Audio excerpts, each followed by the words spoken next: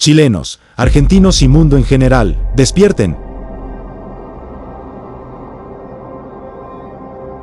Mientras la atención del mundo se concentra en los grandes escenarios geopolíticos de Medio Oriente, Europa, Asia y Norteamérica, en el extremo austral del continente americano se despliega un proceso silencioso, aunque profundamente revelador. La Patagonia, tanto argentina como chilena, comienza a delinearse como un enclave estratégico dentro de los designios de la sinarquía mundial. Lo que hasta hace poco permanecía velado a la mirada pública, hoy se perfila con mayor claridad. Un acontecimiento oculto, con el poder de alterar el destino de América y quizás del mundo entero. Una hipótesis se abre paso, tan inquietante como plausible, que este vasto territorio ha sido cuidadosamente considerado por intereses foráneos, con propósitos que trascienden lo evidente y cuya ejecución se acerca inexorablemente a su culminación. Argentina, esa tierra vasta, profunda y ambigua, ha sido elegida como el escenario final de un designio oculto que trasciende la geopolítica, la religión y la economía. Como bien sabemos, el arquitecto del mundo, ese poder invisible que rige desde las sombras, es quien mueve los hilos de la historia, desplazando pueblos, arrasando imperios y sembrando confusión bajo el pretexto del orden. Ahora, esa fuerza ha dirigido su mirada hacia el sur del mundo.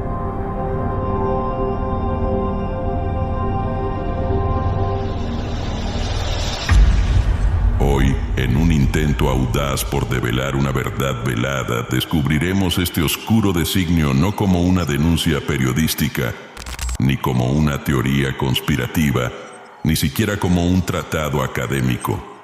Lo haremos más bien como una advertencia dirigida a los virias despiertos, aquellos que aún guardan la chispa del espíritu increado y son capaces de ver más allá de las formas, más allá de los signos visibles del mundo y de sus superestructuras ilusorias.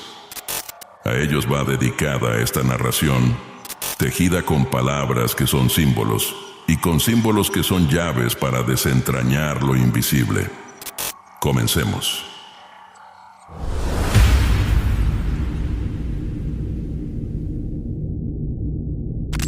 Patagonia, el último plan de Israel.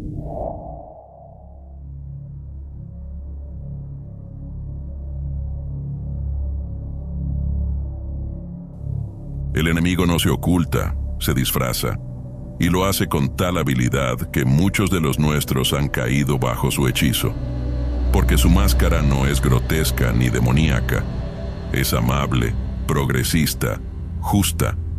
Habla de igualdad, de derechos humanos, de inclusión, de memoria. Pero detrás de esa sonrisa se oculta el veneno más sutil, la voluntad de dominación global en nombre de un pueblo elegido. Ese pueblo no es ficticio, tiene nombre, historia y misión. Se hace llamar el pueblo de Dios, pero su Dios es Jehová, el creador del laberinto, el carcelero del espíritu, el arquitecto del dolor. Y sus servidores, los sacerdotes Golem, se han propuesto instalar su nueva Jerusalén, no ya en Palestina, sino en la mismísima Patagonia argentina y chilena. El plan Andinia no es una fábula, es la semilla de un nuevo mundo esclavizado, y para lograrlo se requiere una gran catástrofe, un nuevo éxodo, una nueva diáspora.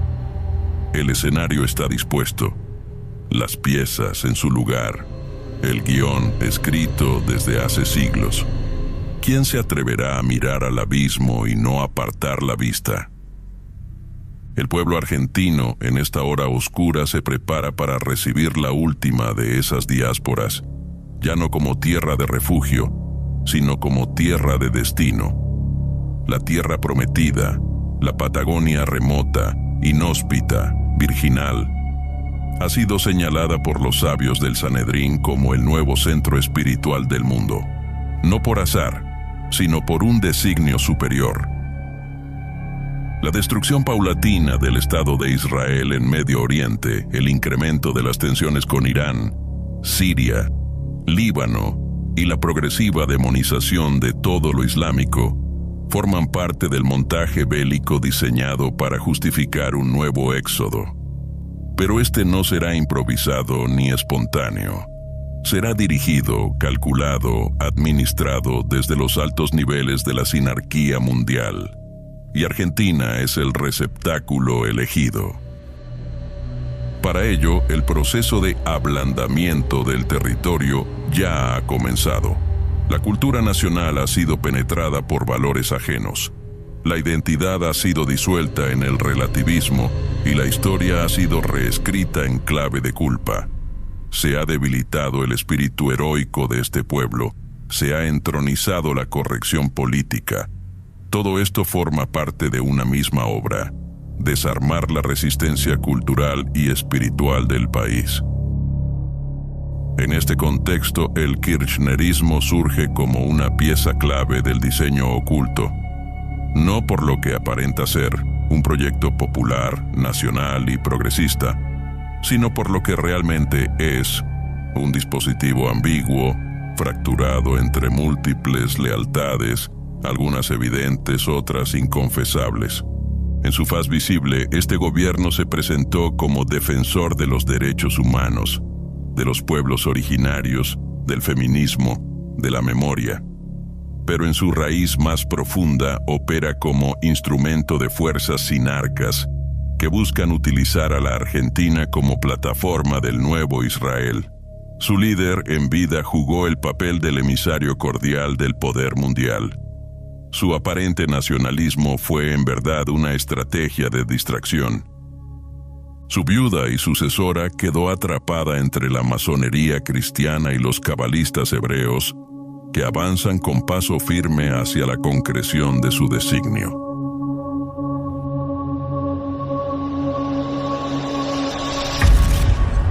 La causa AMIA, la firma del memorándum con Irán, la ambigüedad diplomática, todo responde a un guión mayor.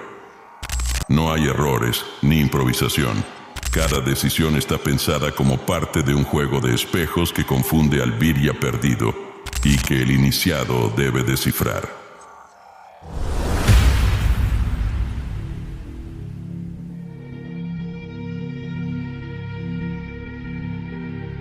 El actual gobierno liberal en la Argentina se presenta como el opuesto radical del régimen anterior, pero en el fondo no es más que la otra cara de una misma moneda forjada en los talleres del sistema. Si antes se apelaba a la justicia social como relato unificador, ahora se invoca la libertad de mercado como dogma redentor. Sin embargo, en ambos casos el resultado es el mismo: una administración de lo material que mantiene cautivo al espíritu. Cambian los rostros, los discursos y los símbolos, pero la esencia permanece: una maquinaria al servicio del demiurgo, que gira entre extremos falsamente enfrentados, desviando al pueblo de toda búsqueda trascendente y perpetuando su exilio de lo sagrado. Y todo indica que el líder actual, en su fervor religioso por el mercado y la deshumanización tecnocrática, parece estar dispuesto a facilitar y disponer todo para el cumplimiento de este designio demiúrgico, sin mencionar su lealtad al pueblo elegido.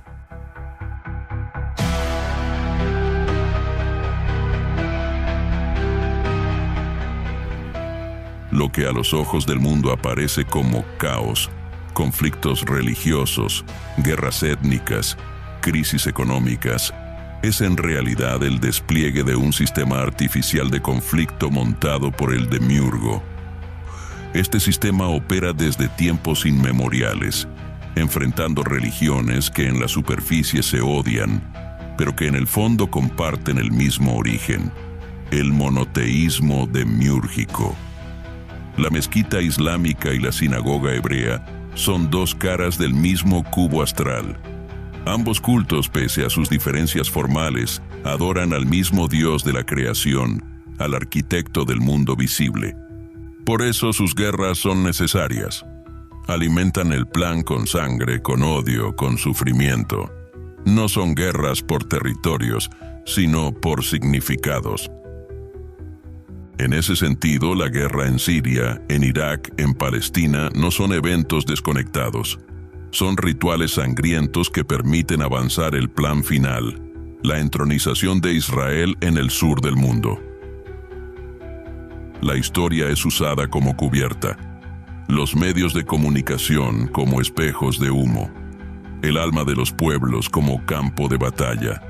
Una posible guerra entre Israel e Irán, si se concreta, será la última gran excusa. El clamor por la paz será tan fuerte, tan sincero, tan manipulable, que el mundo entero aceptará el traslado del pueblo hebreo a una tierra más segura, más pacífica, más virgen. Esa tierra será la Patagonia. El diseño del plan no se sostiene solo en políticas y guerras. Está arraigado en un arquetipo astral, en una infraestructura metafísica que condiciona la percepción misma de la realidad.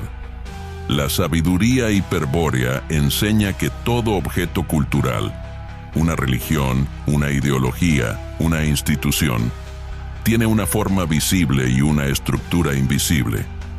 Así el enfrentamiento entre Islam y judaísmo, entre Oriente y Occidente, entre derechas e izquierdas, son expresiones de un conflicto ancestral por el encadenamiento de los espíritus hiperbóreos y el deseo de imponer su versión del bien como única y universal. En nombre del amor se mata, en nombre de la paz se bombardea, en nombre de la justicia se esclaviza. Este mecanismo es el instrumento más poderoso del demiurgo, porque esclaviza no solo el cuerpo, sino la mente.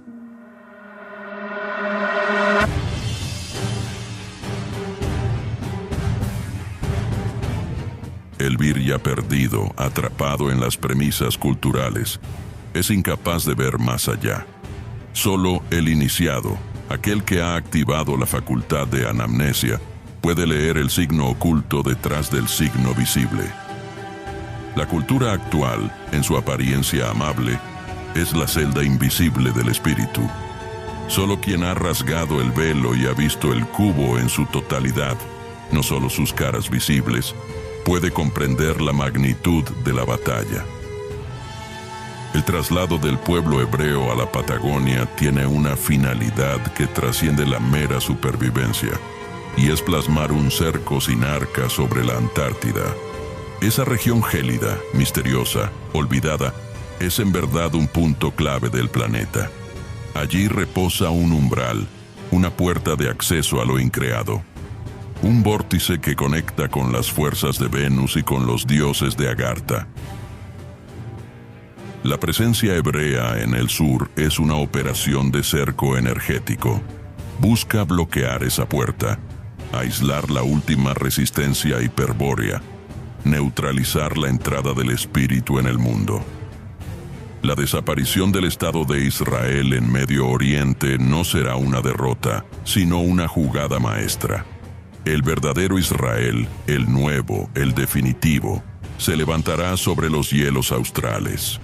Y para que esto se concrete será necesario destruir al pueblo austral desde adentro. Una posible guerra civil, aún no declarada pero ya iniciada en el plano cultural, será el instrumento para fragmentar la nación, para dividir al pueblo, para diluir su mística heroica. El enfrentamiento entre justicialismo nacional y kirchnerismo judeomarxista no es anecdótico. Es el prólogo de una tragedia anunciada.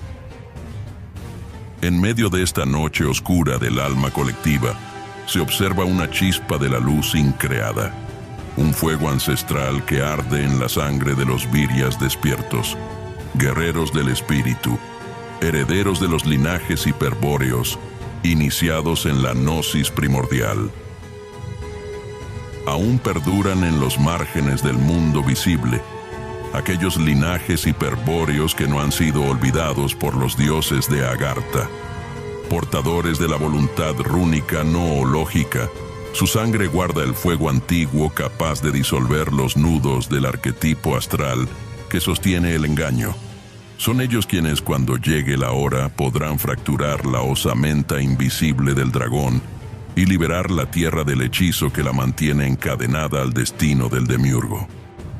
Pero el tiempo es corto. La batalla es inminente. Si la reina del sur cae, caerá toda América. Si se impone el plan Sinarca, la historia habrá llegado a su fin.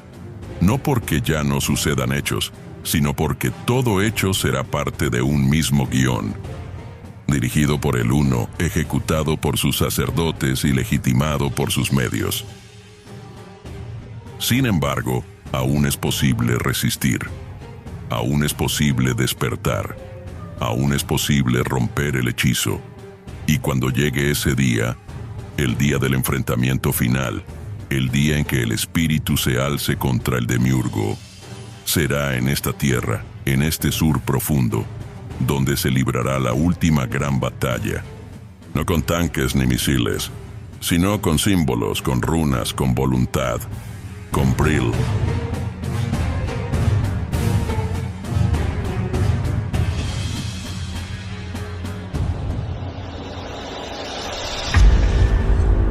La historia no ha terminado, solo ha cambiado de escenario, y el nuevo escenario se sitúa en el sur. Que sea el espíritu de cada Virya despierto quien discierna la verdad que se oculta tras estas palabras, porque el tiempo se acorta, y la gran batalla final ya se perfila en el horizonte del mundo. Que vuestra esencia increada se mantenga firme ante el estruendo del fin. Nos reencontraremos en el furor de la última batalla, en la conquista de la victoria final.